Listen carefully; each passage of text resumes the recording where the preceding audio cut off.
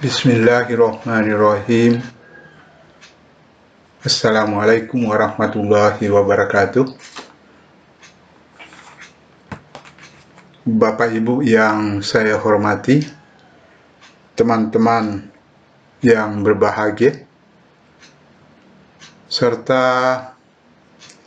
Ananda dan para pembelajar cerdas yang saya cintai. Ananda, para pembelajar cerdas yang saya cintai, pada pembelajaran sebelumnya kita sudah mempelajari pengertian ekologi, yaitu ilmu yang mempelajari hubungan timbal balik antara makhluk hidup dan lingkungan. Demikian pula kita sudah pelajari bahwa ekologi merupakan bagian dari pelajaran ilmu hayat atau biologi seperti yang dikemukakan oleh Odum tahun 1966. Kita mengenal istilah tart biologi atau kue biologi. Kita bisa melihat di sini bahwa pada kue biologi terdapat lapisan vertikal, ada morfologi, anatomi, fisiologi, genetika, ekologi. Morfologi adalah bagian dari biologi, yaitu ilmu yang mempelajari tentang bentuk luar, bentuk tubuh bagian luar dari makhluk hidup. Anatomi tentang bagian-bagian dalam, fisiologi tentang fal atau proses kerja dari fal atau fisiologi dari makhluk hidup. Kemudian genetika tentang sifat keturunan atau pewarisan sifat, dan ekologi adalah tentang rumah atau tempat tinggal atau lingkungan dari organisme atau dari makhluk hidup. Nah, pada bagian horizontal, pembagian taksonomi atau keratan taksonomi atau sistematika, kita bisa melihat sebenarnya banyak sekali pembagian. Cuma yang saya munculkan di sini, yang saya perlihatkan hanya entomologi, yaitu ilmu tentang serangga. Kemudian botani adalah tentang tumbuhan, kemudian mikologi adalah tentang jamur atau cendawan, zoologi adalah tentang hewan atau binatang secara keseluruhan, kemudian akorologi tentang tungau atau akari atau akrine.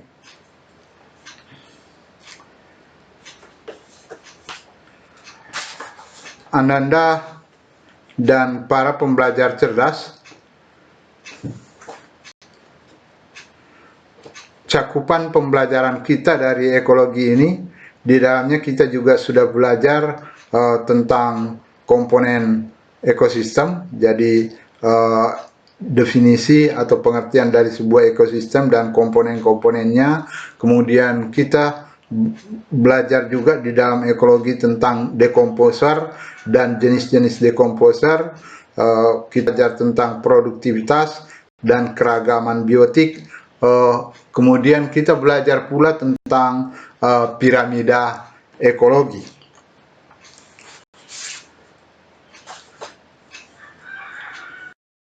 Selanjutnya, dalam biologi dikenal ada yang disebut dengan spektrum,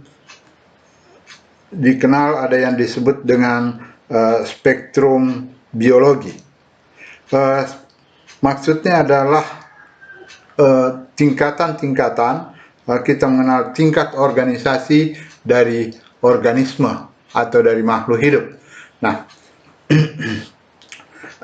tingkatan-tingkatan dari makhluk hidup atau organisme, kita mulai dari kalau kita mulai dari tingkat yang paling sederhana, kita bisa mulai dari gen, kemudian sel, kemudian jaringan, lalu organ, kemudian ada sistem organ, kemudian organisme atau individu.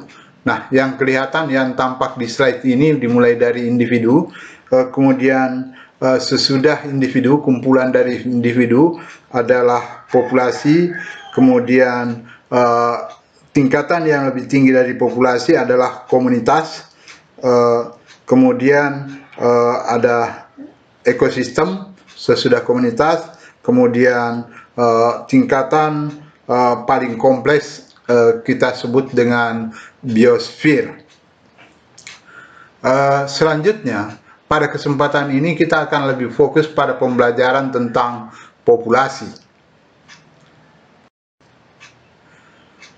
Populasi secara umum kita bisa definisikan bahwa populasi adalah sekelompok individu sejenis atau sespesies pada ruang dan waktu tertentu. Ananda para pembelajar cerdas, seperti yang pernah kita pelajari pada video berjudul pengertian, cakupan, dan tujuan perlindungan tanaman, itu adalah video untuk mata pelajaran perlindungan tanaman. Pada video tersebut bagus jika Ananda meluangkan waktu untuk menontonnya. Dari situ dikatakan bahwa cara agar mudah memahami dan menghafalkan sebuah definisi, yaitu dengan melihat kata pertama sesudah kata adalah, itu yang pertama. Kemudian yang kedua, mencermati berapa kata kunci yang ada dalam definisi tersebut. Nah, kalau kita melihat pengertian populasi, kita bisa cermati bahwa dari slide yang tampak bahwa pengertian populasi adalah sekelompok individu sejenis atau sespesies pada ruang dan waktu tertentu. Nah, definisi populasi sesudah kata adalah (2), kemudian diawali dengan 3 kata, yaitu sekelompok individu sejenis atau sekelompok individu sespesies, atau bisa katakan dengan bahasa sehari-hari rombongan individu yang satu spesies yang ada pada ruang tertentu pada waktu tertentu. Jadi ada 3 kata kunci dalam pendefinisian populasi ini, yaitu ada satu rombongan individu sejenis atau satu spesies, dia menempati ruang tertentu, tempat tertentu pada waktu yang bersamaan di dalam kelompok itu sendiri. Nah, itulah yang disebut dengan populasi. Seperti pula ketika kita mempelajari pengertian hama dalam arti sempit, dikatakan bahwa hama tanaman adalah hewan. Jadi hama tanaman adalah hewan yang merusak tanaman dan hasil-hasilnya atau barang milik manusia lainnya dan mengakibatkan atau menyebabkan kerugian pada pemiliknya, dalam hal ini petani. Nah, kalau kita melihat definisi hama dalam arti sempit, kita bisa melihat, mencermati bahwa dia diawali dengan kata hewan. Jadi yang menjadi subjeknya adalah hewan. Nah, yang menjadi subjek dari pengertian atau pendefinisian populasi adalah sekelompok individu sejenis. Di situ penekanannya. Tetapi harus diikuti dengan kata kunci kedua dan kata kunci ketiga, yaitu dia berada pada tempat yang tertentu pada waktu yang sama. Seperti itu.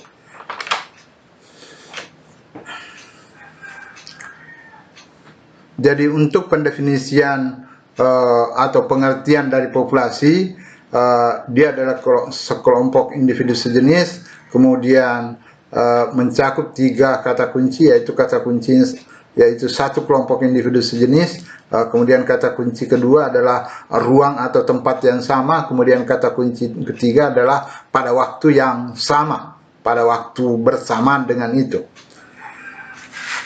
Contoh-contoh penggunaan kata populasi, kita bisa, misalnya kita bisa mengatakan hasil pengamatan di petak sawah pada tanggal 10 November 2020 menunjukkan populasi werang coklat pada petak sawah A adalah 4 ekor per rumpun.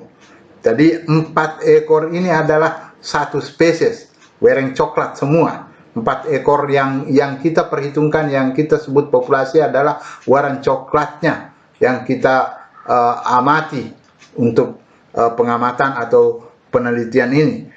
Wereng coklat dalam hal ini dia satu spesies, ada 4 ekor per rumpun. Jadi 4 ekor pada waktu yang sama menempati tempat tertentu, yaitu rumpun padi, satu rumpun padi, sehingga dikatakan bahwa populasi wereng coklat pada petak sawah A adalah 4 ekor per rumpun padi pada tanggal 10 November 2020. Yang perlu diingatkan dalam hal ini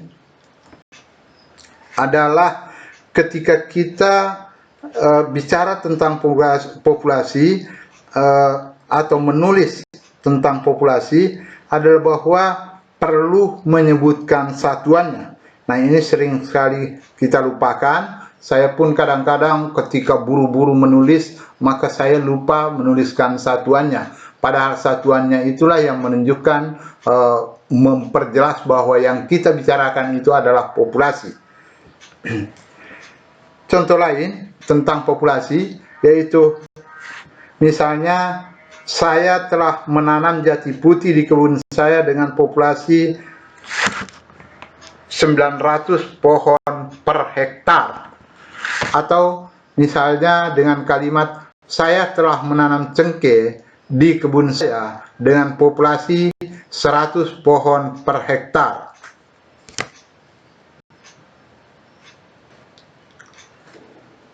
Selanjutnya, di dalam slide ini kita bisa melihat proses-proses apa sebenarnya yang terjadi dalam populasi itu. Kita bisa lihat bahwa minimal yang ditunjukkan di sini ada 4 proses, ada 4 kejadian yang bisa merupakan atau yang merupakan proses yang terjadi di dalam populasi, yaitu bisa terjadi adanya kelahiran, bisa pula terjadi adanya kematian, bisa terjadi imigrasi, dan bisa terjadi emigrasi. Kelahiran tentu mengakibatkan terjadinya pertambahan populasi, sedangkan kematian mengakibatkan terjadinya atau menyebabkan terjadinya pengurangan atau penurunan populasi. Demikian pula imigrasi adalah individu yang masuk ke dalam populasi, jadi masuk ke dalam, menyebabkan terjadinya pertambahan populasi, dan imigrasi individu yang keluar dari populasi, menyebabkan terjadinya atau berkurangnya populasi. Secara ringkas, ada kotak yang saya gambarkan di sini bahwa proses yang terjadi dalam populasi adalah natalitas, mortalitas, emigrasi, dan emigrasi. Ananda para pembelajar cerdas, pada kesempatan berikutnya Ananda akan saya minta untuk menjelaskan pengertian, satuan, maksud dan penerapan istilah natalitas, mortalitas, emigrasi dan imigrasi. Mungkin ini akan menjadi semacam tugas atau PR. Nah, 4 hal ini merupakan proses yang terjadi dalam populasi. Diingat kembali Ananda para pembelajar cerdas bahwa 4 hal ini, natalitas, mortalitas, emigrasi, imigrasi, adalah proses populasi. Parasit dan patogen. Oke. Nah, faktor internal atau faktor yang di dalam individu, kelompok individu dalam populasi itu, faktor internal yang mempengaruhi proses populasi adalah lokomosi, cara makan. Lokomosi dalam hal ini pergerakan atau perpindahan, cara makan, kemudian kawin, fecundity, kemudian sex ratio. Yang mungkin perlu saya tambahkan bahwa yang dimaksud fecundity di sini adalah kemampuan jadi secara genetika kemampuan dari kelompok individu tersebut untuk menghasilkan keturunan yang fertil itu yang disebut dengan fekunditas atau fecundity. Kemudian seks rasio, tentu saja keseimbangan antara jantan dan betina akan menghasilkan natalitas yang tinggi dibanding pada populasi-populasi yang misalkan tidak seimbang antara jantan dan betina. Misalnya katakanlah jauh lebih dominan jantannya dan sedikit sekali betinanya, tentu natalitas lebih rendah dibanding pada populasi yang seimbang seks rasionya. Nah, kemudian akibat dari terjadinya proses-proses di dalam populasi, maka terbentuklah karakter yang mencirikan populasi tersebut. Dalam hal, jadi akibat proses-proses populasi, maka terbentuklah karakter atau ciri populasi. Nah, ketika terjadi misalnya natalitas yang meningkat atau natalitas yang besar, maka akan membentuk ciri populasi yang kita sebut sebagai density atau kepadatan yang juga meningkat. Jadi yang disebut dengan ciri yang termasuk dalam ciri populasi antara lain adalah density atau kepadatan populasi, kemudian distribution atau persebaran populasi, kemudian struktur umur. Nah, ciri populasi ini ditentukan oleh proses-proses populasi, merupakan akibat dari proses-proses populasi yang terjadi. Seperti contoh, ketika terjadi mortalitas yang tinggi, tentu density atau kepadatan populasi akan menurun, akan rendah. Ketika terjadi imigrasi, density tentu akan meningkat. Demikian pula ketika terjadi emigrasi, individu-individu dari populasi itu keluar ke tempat lain, maka density atau kepadatan akan menurun.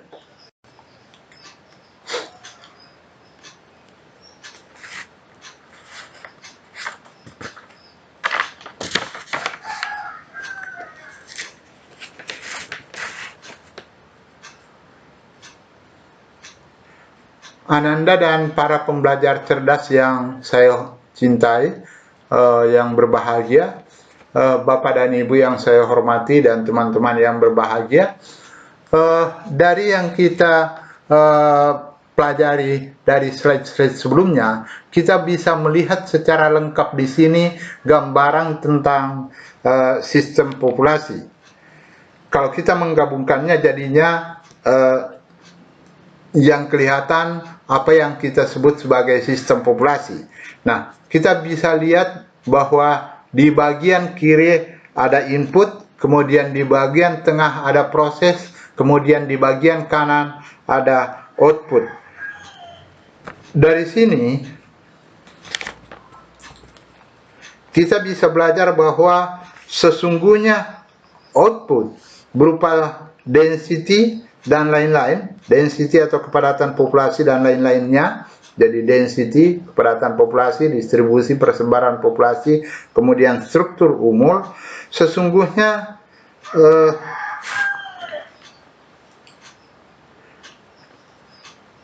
adalah hasil dari proses-proses, dan bahwa proses-proses populasi ini dipengaruhi oleh faktor eksternal dan faktor internal.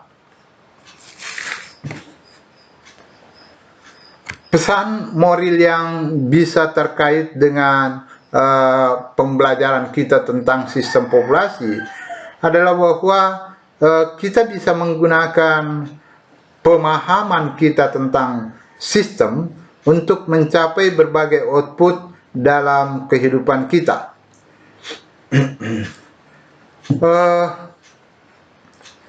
Dapat kita mengatakan bahwa apa yang Ananda capai di akhir semester nanti, insya Allah banyak bergantung dari bagaimana Ananda menjalani proses yang sekarang. Jadi saya ulangi bahwa apa yang Ananda akan capai di akhir semester, insya Allah itu akan banyak tergantung dari bagaimana Ananda menjalani proses-proses yang sekarang.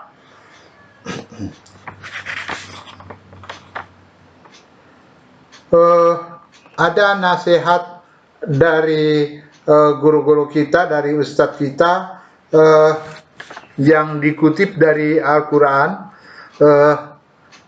Sering kita mendengarnya bahwa Allah tidak akan merubah atau mengubah nasib suatu kaum kecuali kaum itulah yang berusaha merubahnya. Nasib kuliah Ananda 3 atau 4 tahun ke depan dipengaruhi oleh proses-proses yang Ananda jalankan sekarang. Kita harusnya berusaha untuk menghilangkan atau minimal mengurangi rasa malas kita. Ananda perlu ingat prioritas Ananda, hasilnya akan membahagiakan insya Allah jika proses-proses yang kita lakukan adalah berteman dengan orang baik-baik dan cerdas, memaksakan faktor malas, jadi memaksakan faktor-faktor malas untuk dikurangi, berdoa agar kita bisa mengurangi rasa malas itu, kita berdoa agar dikuatkan dalam menjalani prioritas-prioritas utama kita. Sebagai nasihat bagi kita semua bahwa sesungguhnya jauh lebih nyaman insya Allah dengan rajin berdoa dari sekarang, hadir kuliah full, selesai selalu menyelesaikan PR-PR atau tugas-tugas mata kuliah 100% dan mengintensifkan diri untuk belajar, itu jauh lebih nyaman daripada nanti, dan semoga ini tidak terjadi, yang tidak enak daripada nanti terancam drop out atau memang DO memang, atau selesai kuliahnya tetapi butuh waktu yang panjang, mungkin sampai 7 tahun karena mengulang terus. Nah, bisa juga selesai pun JIP-nya sangat rendah, tidak ada lowongan kerja yang mau terima, mau bisnis juga tidak mengerti atau memahami, sangat rendah, pemahaman tentang bisnis sangat rendah. Nah, pasti ini sangat menyakitkan. Kita berdoa janganlah hal itu terjadi pada Ananda dan para pembelajar yang saya cintai. Yang penekanannya di sini adalah bahwa output. Jadi output yang terjadi sesungguhnya itu adalah ditentukan oleh proses itu, proses dalam yang sebelum itu terjadi, dan dipengaruhi oleh faktor eksternal dan faktor internal diri sendiri kita semua.